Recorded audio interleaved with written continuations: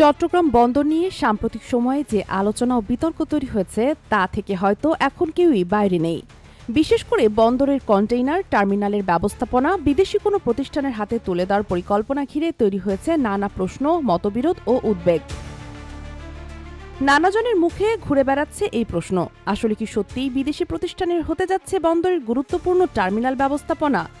সম্প্রতি অন্তর্বর্তী সরকারের উচ্চ পর্যায় থেকে এই বিষয়ে ভেসে এসেছে কিছু গুরুত্বপূর্ণ বার্তা। সেই সূত্র ধরেই ইঙ্গিত মিলছে যে নিউ মুরিং কন্টেইনার টার্মিনালের দায়িত্ব দেওয়া হতে পারে সংযুক্ত আরব আমিরাতের কোম্পানি ডিপি ওয়ার্ল্ডকে। বলা হচ্ছে এই চুক্তি হতে পারে সরকার ভিত্তিক এবং পাবলিক প্রাইভেট পার্টনারশিপ কাঠামোয়। আওয়ামী লীগ সরকারের সময় শুরু হওয়া এই প্রক্রিয়াটি, যার আওতায় দুবাই ভিত্তিক একটি কোম্পানিকে টার্মিনাল ব্যবস্থাপনার জন্য বিবেচনায় আনা হয়েছে। এখন অন্তর্বর্তী সরকার নতুন করে সক্রিয়ভাবে এগিয়ে যাচ্ছে, ফলে বিষয়টি নিয়ে সমালোচনার ঝড় উঠেছে এবং অনেকে খোলাখুলি বিরোধিতা করছেন। যদিও পিপিপি কর্তৃপক্ষ জানিয়েছে যে এখনও বিষয়টি একটি স্টাডির আওতায় রয়েছে। অপরদিকে সরকারের নৌ পরিবহন উপদেষ্টা অবসরপ্রাপ্ত brigadier general M Sakhawat Hossain বলেছেন, এই উদ্যোগকে সরকার নেতিবাচকভাবে দেখছে না। তবে তিনি আশ্বস্ত করেছেন যে সব পক্ষের সঙ্গে পরামর্শ করেই চূড়ান্ত সিদ্ধান্ত নেওয়া হবে এবং বন্দরের কর্মীদের চাকরি কিংবা সুযোগ সুবিধা ক্ষতিগ্রস্ত হবে না। 14 মে প্রধান উপদেষ্টা অধ্যাপক মোহাম্মদ ইউনুস চট্টগ্রামে সফরে গিয়ে সরেজমিনে টার্মিনাল পরিদর্শন করেন। তিনি বলেন, চট্টগ্রাম বন্দর বাংলাদেশের অর্থনীতির হৃৎপিণ্ড।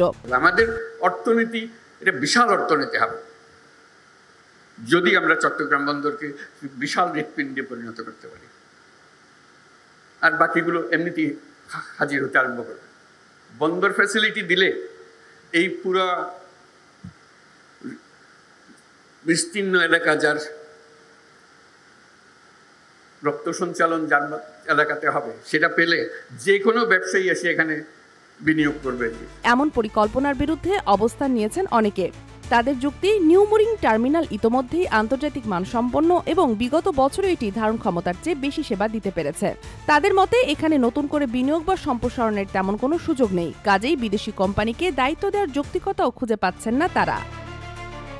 বিশেষজ্ঞরা বলছেন, সাধারণত বিদেশি প্রতিষ্ঠানের অংশগ্রহণ দুটি কারণে গ্রহণযোগ্য। একটি হলো বিনিয়োগ পাওয়া, অপরটি ব্যবস্থাপনায় দক্ষতা আনা। কিন্তু নিউ মুরিং টার্মিনালের ক্ষেত্রে নাইদার সিমস অ্যাপ্লিকেবল। এখানে নাইদার নতুন বিনিয়োগের বাস্তব সুযোগ আছে নাকি সম্প্রসারণের, তার উপরে পাশে নৌঘাটি থাকায় ভবিষ্যৎ সম্প্রসারণও সীমিত।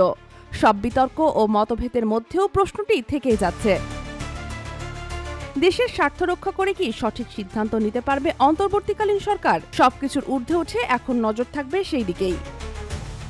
Sheikh Masuma, daily our, Bangladesh.